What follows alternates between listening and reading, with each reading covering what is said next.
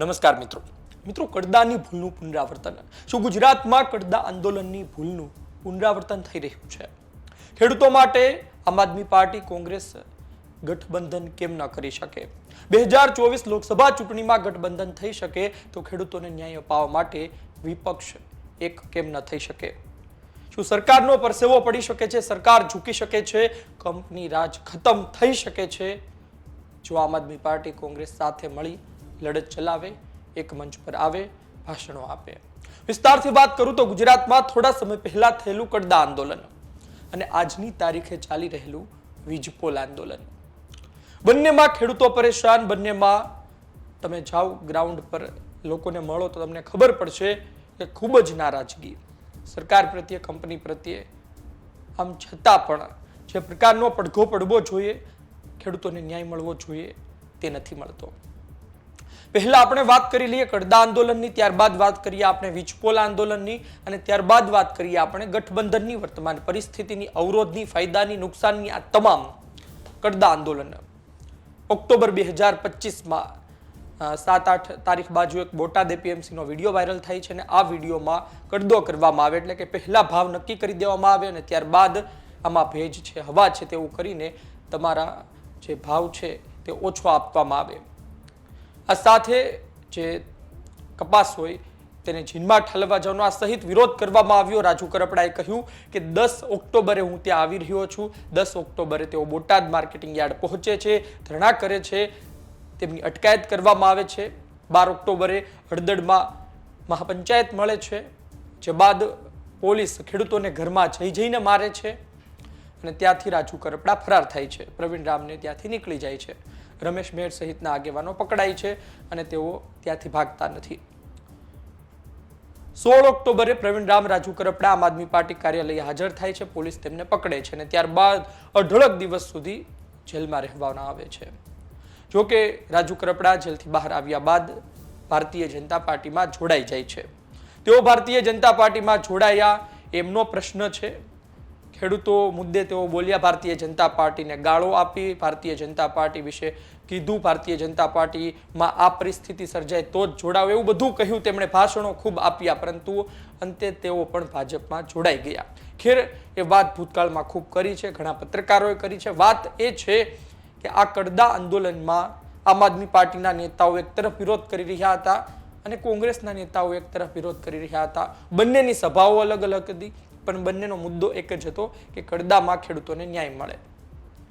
એ સમયે પણ એ વાત હતી કે કડદા આંદોલનમાં કોંગ્રેસ, આમ આદમી પાર્ટી એક થઈને જો આંદોલન કરે તો પછી સરકારનું શું થાય અને તો પછી ખેડૂતોને કેટલી ઝડપથી ન્યાય મળે. આંદોલન તો કરવામાં આવતું હતું, સભાઓ તો કરવામાં આવતી હતી, પરંતુ ભારતીય જનતા પાર્ટી સાથે કોંગ્રેસ આમ આદમી પાર્ટી પર પ્રહાર કરે અને આમ આદમી પાર્ટીના નેતાઓ ભાજપની સાથે કોંગ્રેસ પર પ્રહાર કરે. એટલે કે જે ભારતીય જનતા પાર્ટી સરકાર પર પ્રહાર થવા જોઈએ તેમાં અન્ય પાર્ટી પણ આવી, અન્ય લોકો પણ આવ્યા અને એટલે કે મુદ્દો થોડો ઘણો ડાયવર્ટ થયો હતો અને હવે વીજપોલ આંદોલન ચાલી રહ્યું છે.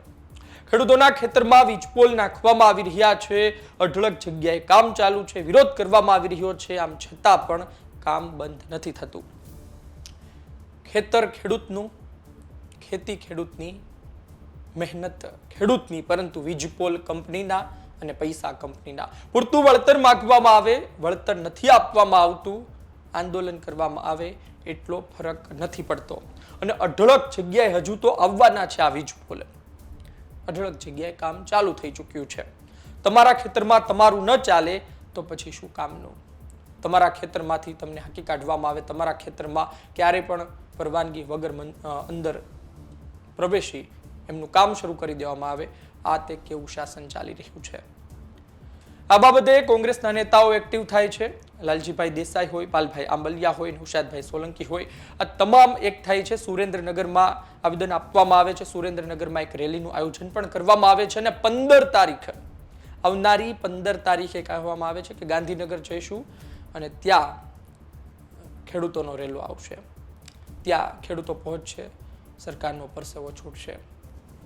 પરંતુ આ બધા વચ્ચે આપણને સવાલ એ થઈ રહ્યો છે કે કોંગ્રેસ આટલી એક્ટિવ છે અને આમ આદમી પાર્ટીના નેતાઓ પણ બોલી ચૂક્યા છે, જેમ કે બ્રિજરાજ સોલંકી છે યુવા નેતા, એનું એક પોસ્ટર વાયરલ થયું છે. પ્રવીણ રામ છે ખેડૂત નેતા, તેમના દ્વારા નિવેદન આપવામાં આવ્યું છે. હવે લડવું જ છે તો તેમના દ્વારા આવનાર દિવસમાં અલગ સભાઓ કરવામાં આવે, અલગ વિરોધ કરવામાં આવે, કોંગ્રેસ અલગ સભાઓ કરે, વિરોધ કરે, તો પછી શું તમને લાગે છે કે એ જે શક્તિ હોય એ વહેંચાઈ જાય છે?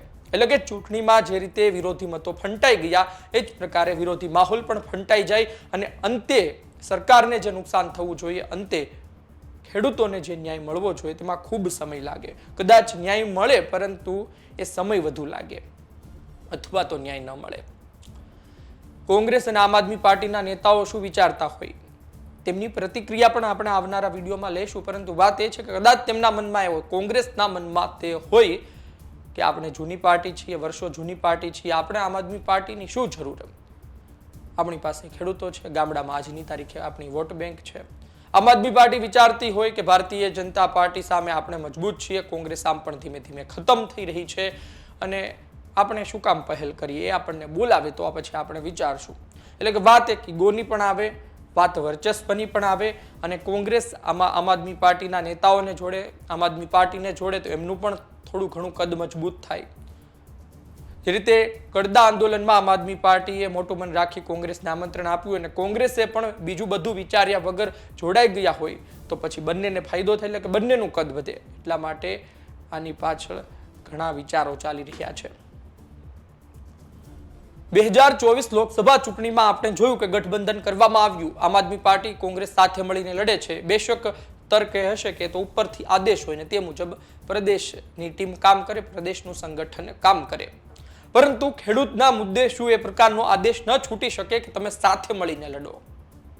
અને તમે એક વખત વિચારો કે આમ આદમી પાર્ટીના ધારાસભ્યો, કોંગ્રેસના ધારાસભ્યો, આમ આદમી પાર્ટીનું પીઠબળ, તેમનું સમર્થન, તેમનું વર્ચસ્વ, કોંગ્રેસનું એક પીઠબળ, તેમની વોટ બેંક રસ્તા પર ઉતરે, એક થઈને ઉતરે, તો પછી આ વીજપોલ, આ કંપની રાજનું શું થાય? કૃષિ મંત્રી જીતુભાઈ વાઘાણી ત્યારબાદ શું વિચારતા થઈ જાય? તમે એક વખત વિચારો. સરકારમાં બેઠેલા આપણા મુખ્યમંત્રી ભૂપેન્દ્રભાઈ પટેલ શું વિચારે? અને જો માહોલ બને છે, ખરા અર્થમાં પરિણામ આવે છે અને સરકારના નાકમાં દમ તમે લાવી શકો છો, તો પછી 2027નો પણ તખતો તૈયાર થઈ શકે. એક તમે પ્રયોગ પણ કરી શકો, તમે વિરોધ કરો, તમે ખેડૂતોને ન્યાય અપાવો, પરંતુ આ સાથે એક પ્રયોગ પણ થઈ જાય કે તમારા સાથે રહેવાથી સરકારને કેટલું નુકસાન થાય અને તમારા સાથે રહેવાથી માહોલ કેવો બને છે. જો માહોલ બને છે તો 2027માં સાથે રહેવાથી, ગઠબંધન કરીને ચૂંટણી લડવાથી ફાયદો પણ થઈ શકે. અને ભારતીય જનતા પાર્ટીને દૂર કરવાની બંને પાર્ટી વાત કરે છે કે ભાઈ આટલા વર્ષોથી ભાજપનું શાસન છે તેને દૂર કરવું છે, તો એ કદાચ શક્ય પણ બની શકે. ખૂબ મુશ્કેલ છે પણ શક્ય બની શકે. ટિકિટ વહેંચણીમાં, બેઠકો દેવામાં ડખા થતા હોય છે. આટલી ટિકિટ આમ આદમી પાર્ટીને કેમ આપવામાં આવે, કોંગ્રેસ અમને આટલી જ ટિકિટ કેમ આપે, આ બધા ડખાઓ થતા હોય છે અને ગઠબંધન નથી થતું. કહેવાનો અર્થ એટલો જ છે કે ખેડૂતોને ઝડપથી ન્યાય અપાવવો હોય, આ વીજપોલની કામગીરી અટકાવવી હોય તો સાથે મળીને લડવું પડે અને ઝડપથી ન્યાય ખેડૂતોને અપાવવો પડે. અને આ માટે શક્તિ વહેંચાઈ જાય તો કશું કામનું નથી. આજની તારીખે કોંગ્રેસ જે પ્રકારે મહેનત કરી રહી છે, 15 તારીખનું તેમનું આયોજન છે, મજબૂત આયોજન છે, તેનાથી બેશક સરકારને ફરક પડશે, બેશક ખેડૂતોની એકતા બતાશે, શક્તિ પ્રદર્શન થશે. પરંતુ આ વચ્ચે આમ આદમી પાર્ટીના નેતાઓ અમુક બાઇટ આપે, છૂટો છવાયો વિરોધ કરે તેની કરતાં સાથે મળીને વિરોધ કરવામાં આવે તો શું ખોટું છે? મુદ્દો એક જ છે કે ભાઈ ખેડૂતોનું કલ્યાણ કરવું છે, ખેડૂતોને ન્યાય અપાવવો છે, તો પછી સાથે મળીને લડવામાં શું વાંધો છે? આ બધી બાબતો છે. જોઈએ આવનાર દિવસમાં શું થાય છે. આમ આદમી પાર્ટી હોય, કોંગ્રેસ હોય, તેના પ્રદેશના મોટા મોટા નેતાઓ શું વિચારે છે? કારણ કે તમે જુઓ, ખેડૂતો પરેશાન છે, વીજપોલ નખાઈ રહ્યા છે.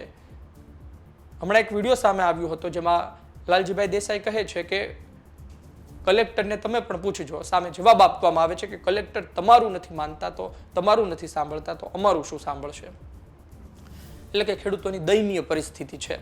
ભારતીય જનતા પાર્ટીના ધારાસભ્ય પાસે જાય તો એ કહે પ્રોટોકોલ નડે અમને, તમે અમને મત આપ્યા 100% સાચી વાત, તમે અમારા સગા સંબંધી છો, તમે અમને ઓળખો છો, આપણે સારા સંબંધો છે, સાચી વાત, પરંતુ પાર્ટીમાં ન બોલી શકાય. અમને આદેશ છૂટશે કે તમે કંપનીઓ સામે બોલો તો અમે બોલીશું. કોંગ્રેસના નેતાઓ પાસે જાય તો તે વિરોધ પ્રદર્શન કરે, પરંતુ આ પ્રકારે અધિકારીઓ સાંભળતા નથી. આમ આદમી પાર્ટીના નેતાઓ અલગ રીતે કામ કરી રહ્યા છે. એટલે જોઈએ આવનાર દિવસમાં એ શક્તિ, એ એકતા બતાવી છે કે નહીં? વિપક્ષ એક થઈને ખેડૂતોને ન્યાય અપાવી શકે છે કે નહીં? આપનો અભિપ્રાય લખજો.